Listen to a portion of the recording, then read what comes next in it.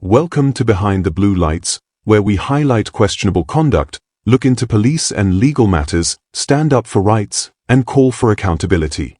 Today's episode comes to us from Yardley Ski Auditing.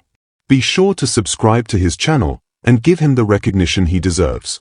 In this video, Yardley is outside Folkestone Police Station carrying out a straightforward audit when an inspector comes out, saying he's on private property. With no clear signs or restricted access shown, Yardley decides to step back behind the gate onto public land and continues filming. That's when the situation escalates. Two officers arrive and, rather than simply respecting the law, they keep looking for reasons to move him on. Yardley stands firm, defends his rights, and is eventually arrested without proper grounds. The case later went to court with HNK solicitors, and Yardley won. The outcome, a large payout, covered not by the officers, but by the public purse. So you are? I'm Inspector Creed. I'm perfectly happy with you filming. No Fine. problem with you filming whatsoever. Cool. It's just the fact that you're on the police premises here. Yeah, and but we do ask the public to remain on the Yeah, public there's no area. signage.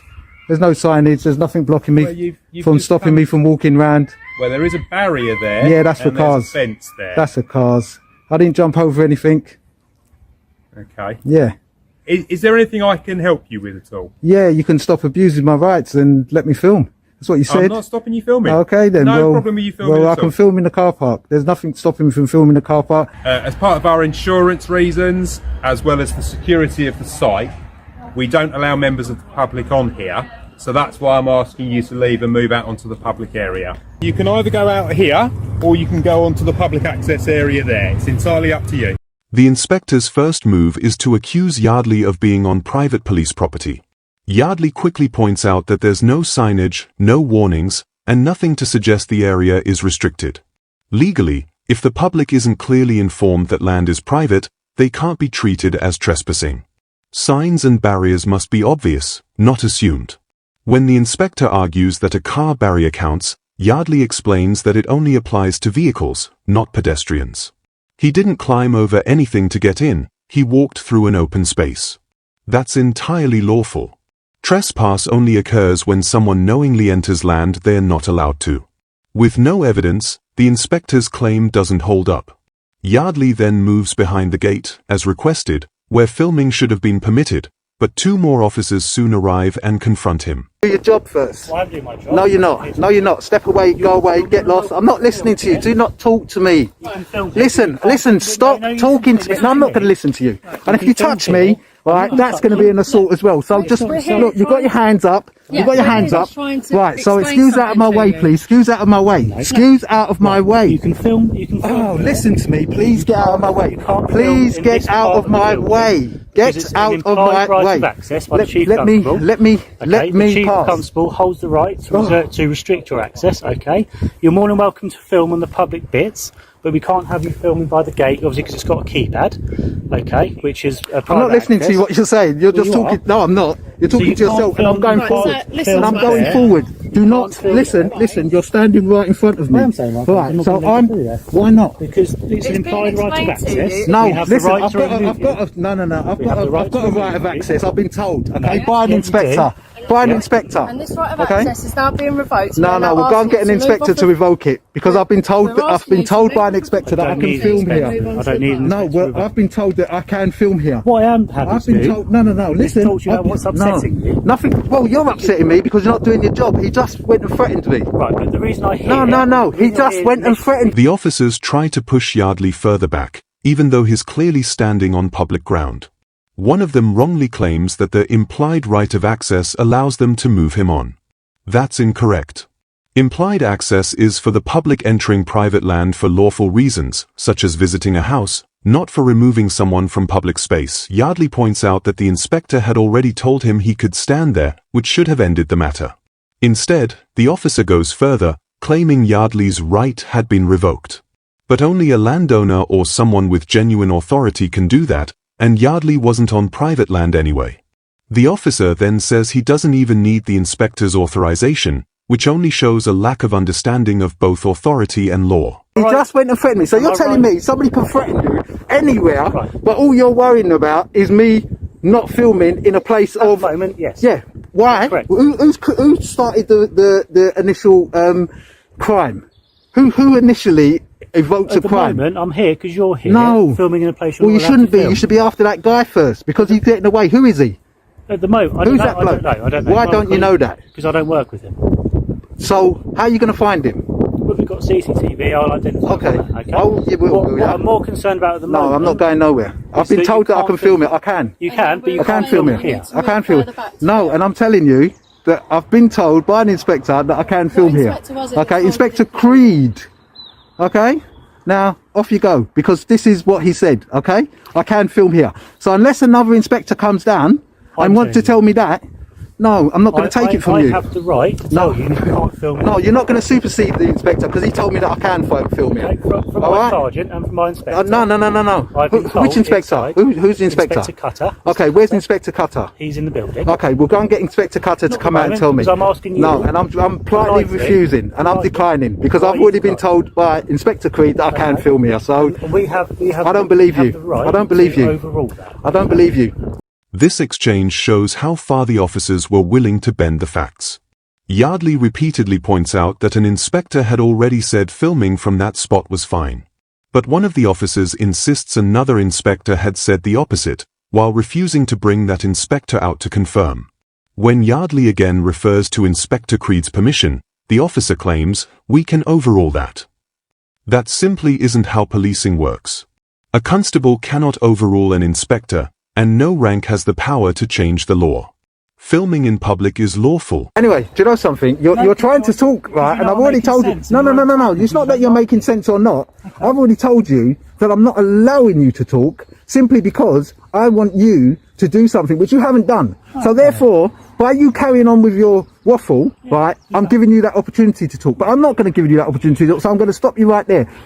When an inspector comes out, yeah, then he can tell me that. I'll tell him that what Inspector Creed says. We'll have that discussion there. Because as far as I'm concerned, yeah, I have been given, right, the right to film here.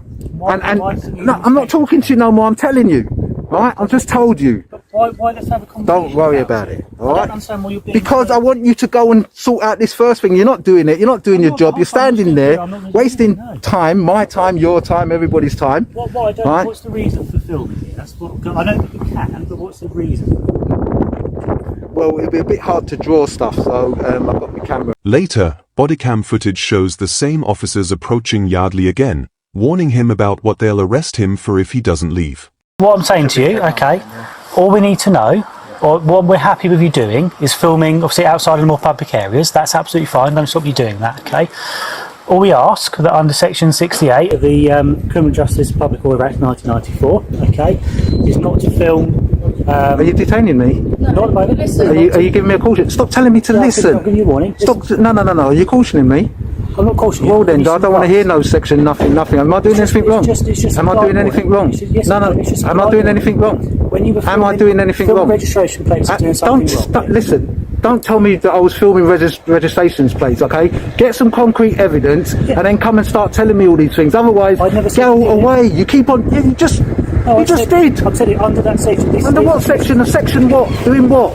Is if you begin to start filming registration plates, keypads, people coming in and out of the building, it's obstructing the day-to-day business. No, it's not. I'm not obstructing anybody, and I can stand in. Get lost. Yeah, do you know something? I can stand in a public place and I can film whatever I want. Yeah. And we can arrest you for aggravating trespass. Okay.